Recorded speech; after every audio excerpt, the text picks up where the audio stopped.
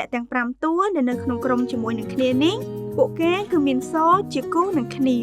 ពីព្រោះពួកគេគឺជាមិត្តភក្តិនឹងគ្នាហើយកូនមើលកគឺជាព្យញ្ជនៈពួកកជាគូនឹងកគឺជាព្យញ្ជនៈពួកកចំណែកខគឺជាព្យញ្ជនៈពួកខគឺជាគូនឹងខហើយងគ្មានគូនឹងគេហើយវាគឺជាព្យញ្ជនៈពួកដូចនេះដើម្បីឲ្យបានសូរគូនឹងវាយើងត្រូវដាក់សម្លាប់2នៅខាងលើងដើម្បីសង្កត់សូរវាឲ្យទៅជាងពួកវិញង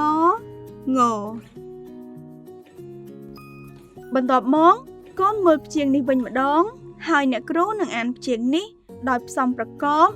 ងជាមួយនឹងស្រៈទាំងនេះងអាងាងអោ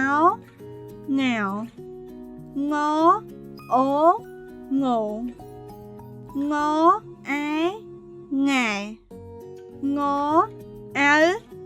ងៅងអោះងោះជាធម្មតាងផ្សំជាមួយនឹងស្រៈសញ្ញាមុសិកតនគឺមិនបដូររូបរាងទេប៉ុន្តែបើសិនជាងផ្សំជាមួយនឹងស្រៈទាំង6នេះសញ្ញាមុសិកតននឹងបដូរទៅជាបុកជើងវិញ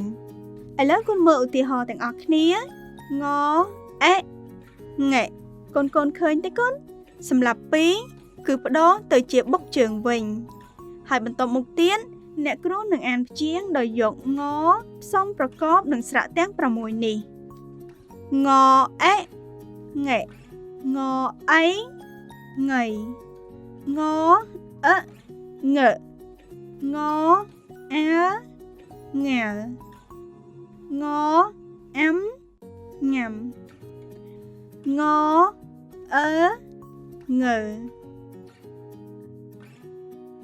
កូននាំគ្នាមើលពាក្យទាំងអស់នេះហើយអ្នកគ្រូនឹងអានពាក្យនេះឲ្យកូនស្ដាប់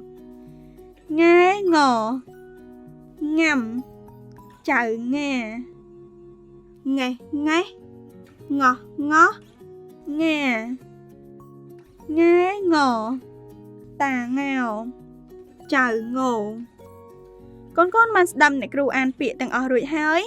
ឥឡូវដល់វេនកូនអានពាក្យនេះដល់ខ្លួនឯងវិញម្ដងដោយប្រើសៀវភៅជំនួយភាសាខ្មែរថ្នាក់ទី1ភាគទី2នៅទំព័រទី2ចំណុចចុងក្រោយគឺការអានអត្ថបទខ្លីកូនមើលរូបភាពនេះតើកូនឃើញមានរូបអ្វីខ្លះកូននៅក្នុងរូបភាពនេះ